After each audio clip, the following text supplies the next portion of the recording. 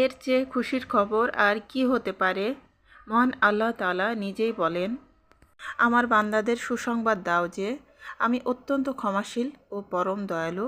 সূরা হিজর আয়াত ৪৯। আসসালামু আলাইকুম আমার প্রিয় আপু ভাইয়ারা, আপনারা সবাই কেমন আছেন? আশা করছি আল্লাহ তাআলার অশেষ রহমতে আপনারা সবাই ভালো আছেন। আমরা আলহামদুলিল্লাহ আল্লাহ তাআলার অশেষ রহমতে ভালো আছি। আর নতুন আরেকটি গ্রামের ভিডিও নিয়ে আপনাদের মাঝে চলে এলাম। আশা করছি আজকের ভিডিওটা আপনাদের কাছে ভালো লাগবে। তো আজকের ভিডিওটা আমি বিকাল থেকে শুরু করেছি। তো আমরা বিকালবেলা আমাদের নদীর ধারে চলে এসেছি বেড়ানোর জন্য। তো আমাদের বাড়ির সামনে একটা নদী আছে। আমাদের এই নদীটার নাম হচ্ছে কুমার নদী। তো এই কুমার নদীতে এখন পানি একদমই নেই, যেহেতু শীতের সিজন। তো শীতের সিজনে পানি একদমই শুকিয়ে যায়। কিন্তু নদীর যে পাড়, তো নদীর পাড়ের দৃশ্যগুলো খুবই সুন্দর। তো আপনাদের সাথে আমি শেয়ার করব, আপনারা প্লিজ দেখতে থাকুন, আপনাদের কাছে অবশ্যই ভালো লাগবে। তো এই যে দেখুন নদীর পাড়ে অনেক ধরনের গাছ আছে, তারপরে ধান লাগানো হয়েছে। আর এই যে এদিকটাতে এটা আমার একটা ভাই, আমার চাচার ছেলে। তারপরে এই যে এখানে এই যে এরকম পরিবেশ, এখানে ফসল ছিল, তো ফসল কেটে নেওয়া হয়েছে। তো এই জায়গাগুলো খালি হয়ে গিয়েছে। আর এই যে নদীর পাড়ে অনেক ধরনেরই গাছপালা আছে। আর এটা একটা হচ্ছে মূলা ক্ষেত। আর এই যে আমার ছোট মেয়ে ও চলে যাইতেছে ছবি তোলার জন্য। আর আমার বড় মেয়েও আছে। তো আমার দুই মেয়ে, আমার হাজব্যান্ড, তারপরে আমার ভাতিজা, তারপরে আমার একটা চাচাতো ভাই, তো সবাই মিলে আমরা নদীর ধারে এসেছি বেড়ানোর জন্য। তো মাশাআল্লাহ আপনারা দেখুন যে এই আমাদের নদীর পাড়টা কতটা সুন্দর। তো আসলে আমরা বাড়িতে যখন বেড়াতে যাই তখন অবশ্যই একদিন আমরা নদীর ধারে যাই, আর কোনোবার তো দেখা যায় যে 2 দিনও যাই। তো আসলে বিকালের মানে বিকালটা আমরা এই নদীর পাড়ে এসে কাটাই। তো অনেক বেশি ভালো লাগে, আর অনেক নিরিবিলি একটা পরিবেশ নদীর পাড়ে। তো আমরা অনেকটা সময় ছিলাম। তো এই তো আপনারা দেখতে থাকুন, আপনাদের কাছে অবশ্যই ভালো লাগবে। আর এখানে এই যে নদীর পাড়ে অনেক ধরনের ডালপালা পড়েছিল, তো সেইগুলো একত্র করে আমার হাজব্যান্ড আগুন জ্বালিয়ে দিয়েছেন। তো আগুন জ্বালানোর পরেও অনেক ভালো লাগতেছিল, তো আমি সেগুলো একটু রেকর্ড করে নিয়েছি। তো আমার প্রিয় প্রিয় আপু ভাইয়ারা, প্লিজ একটা লাইক দিয়ে আমার ভিডিওটি দেখে নেবেন প্লিজ। আর যেহেতু আমি একদিন পর পর ভিডিও দিই, আপনারা দয়া করে প্লিজ আমার ভিডিওটি ফুল ওয়াচ করে নেবেন। তো এই তো এই যে এই জায়গাগুলোতে অনেক কিছু কিছু আর কি জমি চাষ করা হয়েছে, তারপর ধান লাগানো হয়েছে। আর এই যে এগুলো আমার মনে হয় এগুলো সম্ভবত আগাছা, এগুলো কোনো ফসল না। আর এই যে নদীর পানি একদমই কমে গেছে, নদীর পানি খুবই কম, কিন্তু দেখতে অনেক ভালো লাগছিল। তো এই তো আর এই যে নদীর পাড়ে সরিষা ক্ষেত। তো মাশাআল্লাহ আপনারা দেখুন কতটা সুন্দর লাগছে, এই সরিষা ক্ষেতের ফুলগুলো কতটা সুন্দর লাগছে। আসলে শীতের দিনের এটাই হচ্ছে আসল সৌন্দর্য। শীতের দিনে সরিষা ফুলটা আসলে সরিষা ফুলের সৌন্দর্যটা আমরা আসলে দেখার জন্য অপেক্ষা করে থাকি। তো সরিষা ফুলের সৌন্দর্য দেখার জন্য তো গ্রামে আসতেই হয়। তো গ্রামে না আসলে শহরে তো আমরা দেখতে পাই না এত সুন্দর দৃশ্য বা এত সুন্দর পরিবেশ। তো এই যে নদীর ধারে সরিষা ক্ষেত, সরিষা ফুল, মাশাআল্লাহ কতটা সুন্দর লাগছে। তো আমরা অনেকটা সময় নদীর ধারে বেরিয়েছি, তারপর আমার মেয়েরাও ছবি তুলেছে, তো অনেক ভালো লাগছিল আসলে সরিষা ফুলের ভেতরে ছবি তুলতে, তারপরে ভিডিও করতে আসলে খুবই ভালো লাগে। তো অনেক আপুদেরকে দেখছি যে গ্রামে গিয়েছে, তো সেখানকার ভিডিও শেয়ার করতেছে, সরিষা ফুলের ভিডিও, তারপর সরিষা ফুলের ভেতরে দাঁড়িয়ে ছবি তুলছে। তো আসলে খুবই ভালো লাগছে। তো এখন এই যে আমরা সন্ধ্যার পরে নাস্তা করে নিতেছি। তো আজকে এখানে এই যে সিঙ্গাড়া আর চপ আনা হয়েছে, তো এগুলো দিয়ে আমরা এখন নাস্তা করে নিব। আর এই যে গ্যান্ডারি আনা হয়েছে, মানে আখ, তো আখ খেয়ে নিব। আর এমনি পিঠা আছে, তো পিঠা আর খাওয়া হয়নি। তো আসলে পিঠা কয়েকবার খাওয়ার পরে আর খেতে ইচ্ছে করছিল না, তো তার জন্য আর কি আমরা ঝাল জাতীয় খাবারগুলো খেয়ে নিয়েছি। আর এখন এই যে আমরা মাঠে চলে এসেছি রাতের বেলা। তো আমরা এই যে ফানুস ওড়াবো। তো আজকে 2টা ফানুস ওড়াবো, আর আগের দিন 2টা ফানুস ওড়ানো হয়েছিল। আর একটা ফানুস আছে, তো ওইটা আমরা যাওয়ার আগের দিন রাতের বেলা উড়াবো। তো এই তো ফানুস ওড়ানো হয়ে গেল, আমরা 2টা ফানুস আর কি উড়ানো হয়েছে আজকেও। তো তো এখন এই যে আমরা রাতের খাবারটা খেয়ে নিব। তো আমরা ফানুস উড়ানো শেষ করে বাড়িতে চলে এসেছি, আর এসে যে আমরা এখন রাতের খাবারটা খেয়ে নিব। তো আমার ভাই তারপরে আমরা সবাই মিলে আর কি রাতের খাবারটা খেয়ে নিব। আর আমার আব্বা আম্মা তো আগে খেয়ে নেন, কারণ আমার আব্বা আম্মা তো তাড়াতাড়ি শুয়ে পড়েন, মানে তাড়াতাড়ি ঘুমিয়ে যান, আর আমরা আবার একটু রাত জেগে থাকি। তো এই যে এখানে খাসির ভুঁড়ি এটা রান্না করা হয়েছে, ভুঁড়ি ভুনা করা হয়েছে। তো অনেক মানে অনেক বেশি মজা হয়েছিল ভুঁড়ি ভুনাটা। তারপরে কালা ভুনা ছিল। তো সেগুলো দিয়ে আমরা রাতের খাবারটা খেয়ে নিয়েছিলাম।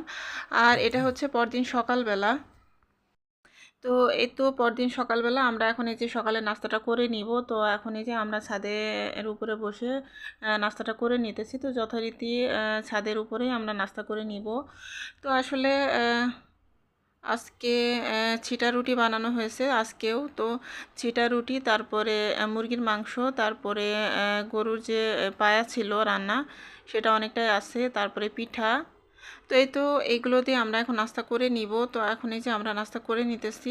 আর আসলে আমাদের ছাদের উপরে প্রত্যেকদিন নাস্তা করা হয়, কারণ আমার হাজব্যান্ডটা অনেক বেশি পছন্দ করেন মানে ছাদের উপরে রোদে নাস্তা করার জন্য।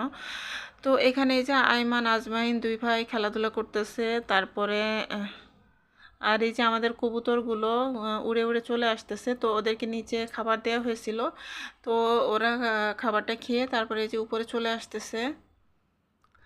তো আসলে গ্রামে আসলে বাড়িতে আসলে কিভাবে যে একটা সপ্তাহ চলে যায় মানে টেরই পাওয়া যায় না। মনে হয় যে সেদিন এলাম, আবার এই যে যাওয়ার দিনও চলে এলো। তো দেখতে দেখতে আসলে এক নিমিষেই দিনগুলো শেষ হয়ে যায়। তো এই তো আসলে আনন্দের দিনগুলো মনে হয় খুব তাড়াতাড়ি চলে যায়। তো দেখতে দেখতে আমাদের একটা সপ্তাহ কিভাবে যে চলে যায় একদম মনে হয় যেন চোখের পলকে চলে গেল। তো আমার মাও বলছিল যে মনে হলো যে সেদিন এসেছিস আর এই যে এক সপ্তাহ হয়েও গেল। তো আসলে আমরা যাওয়া আসা আর মাঝে 5 দিন মিলিয়ে এক সপ্তাহ হয়। তো এই তো এখানে এই যে আমাদের গোসলখানা আর কি তৈরি করা হয়েছে, আমার মেয়েরা আর কি গোসল করে। তো আমার ছোট মেয়ে বিশেষ করে আর কি ছাদে গোসল করতে চায়, তো ওর জন্য আর কি এখানে চারিদিকে চাদর দিয়ে ঘিরে একটা গোসলখানার মতো আর কি তৈরি করা হয়েছে। তো গরম পানি উপরে এনে তারপরে গোসল করার পরে এখানে যে ওয়াশরুমের মতো আর কি তৈরি করা হয়েছে এখানে। তো এইভাবে করে আমার ছোটো মেয়ে গোসল করে। আর ছাদে কাপড় চোপড় ধোয়া হয়, তো কাপড় চোপড় ধুয়ে এখানে ছাদে আর কি রোদে শুকানো হয়, তো অনেক সুবিধা হয়। আর এমনিতে নর্মালি আমরা নিচে আমাদের যে ওয়াশরুম আছে সেখানে আমরা গোসল করি। তো এখন এই যে আমরা নাস্তা করে নিতেছি, আর সবার নাস্তা করা হয়ে গেছে। এখন এই যে আমি আয়মানকে নাস্তা করাচ্ছি। তো ওকে আমি একটু করে সিটা রুটি দিয়ে তারপর একটু মাংস দিয়ে ওকে মুখে দিচ্ছি। তো ও মাশাল্লাহ আর কি খেয়ে নিতেছে, তো ওর কাছে ভালো লাগছিল নাস্তাটা। তো এই তো নাস্তা করার পরে এখন এই যে নিম পাতা পাড়া হয়েছে। তো আমার হাজব্যান্ডই নিম পাতা পেড়েছেন গাছ থেকে। তো নিম পাতা ছিঁড়ে এখন এই যে হামানের মধ্যে দিয়ে ছেঁচে রস করে তারপর আমার হাজব্যান্ডের শরীরে আর কি মেখে দিয়েছি, কারণ ওনার শরীরে অনেক অ্যালার্জি আছে। তো অ্যালার্জির কারণে নিম পাতা আর কি দেওয়া হয়েছে। আর এখন এই যে আজকে দুপুরের খাবার দাবারে আমরা চলে এসেছি। তো এখন এই যে আমরা দুপুরের খাবার দাবারটা খেয়ে নিব। আর আজকে মেহমান এসেছিলেন বাসায়। তো আসলে মেহমান বলতে আমার ফুপুদের দাওয়াত করা হয়েছিল। তো আমার ফুপুরা এসেছিলেন, আমার ছোট ফুপুরা। তো আমার ছোট ফুপুর বাড়ি হচ্ছে আমাদের পাশের গ্রামে। তো আমাদের পাশের গ্রামে যে বাজার, তো বাজারের পাশে আমার ফুপুর বাড়ি। তো আমার ছোট ফুপুরা প্রায় প্রায় এমনিতে আসে। তো আমার তারপরেও আর কি দাওয়াত করা হয়েছে, যেহেতু আমরা এসেছি। তো আমার আব্বা মা আর কি ফুপুদের বলেছেন। তো আমার ফুপুদের পুরো ফ্যামিলি আর কি এসেছিলেন। তো এই তো আমাদের আজকে যা যা রান্না করা হয়েছে ফুপুদের জন্য, তো সেই সাথে আমরাও খাবো। তো এখানে যে গরুর মাংস রান্না করা হয়েছে, তো আপনারা দেখতে পাচ্ছেন যে কতটা লোভনীয় হয়েছে গরুর মাংস রান্নাটা। তো আমার ভাইয়ের বউর রান্না তো অনেক মজা, আমি তো আগেই বলেছি।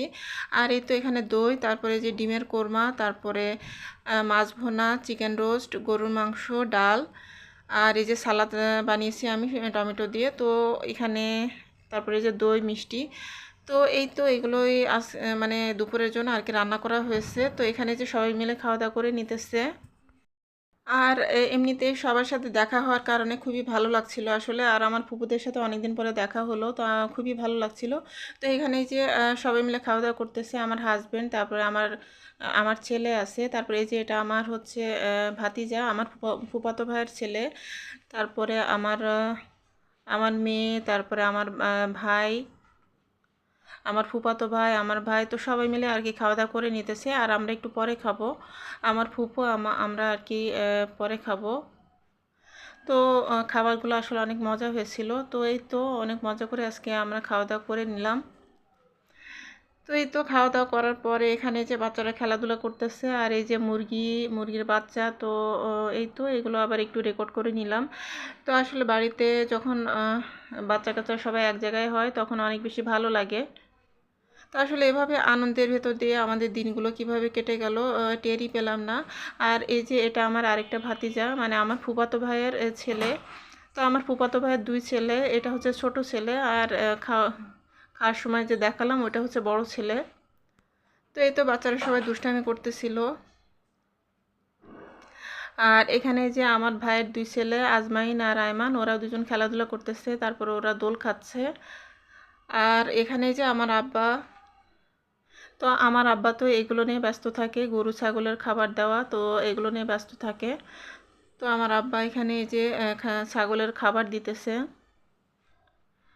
আর এই যে এখানে বাচ্চারা খেলাধুলা করতেছে। তো আমার প্রিয় প্রিয় আপু ভাইয়ারা যারা আমার ভিডিওতে নতুন ভিজিট করছেন আমার চ্যানেলে, তো আপনাদের কাছে যদি আমার চ্যানেলের ভিডিও একটু ভালো লাগে তাহলে চাইলে আপনারা আমার চ্যানেলটি সাবস্ক্রাইব করে আমার চ্যানেলের সাথে থেকে যেতে পারেন, আর আমাকে একটু সাপোর্ট করতে পারেন। আমি ইনশাল্লাহ আমার সাধ্যমতো আপনাদেরকে সাপোর্ট করব। তো এই তো এখান থেকে আপনাদের কাছ থেকে আজকে বিদায় নিয়ে নিব।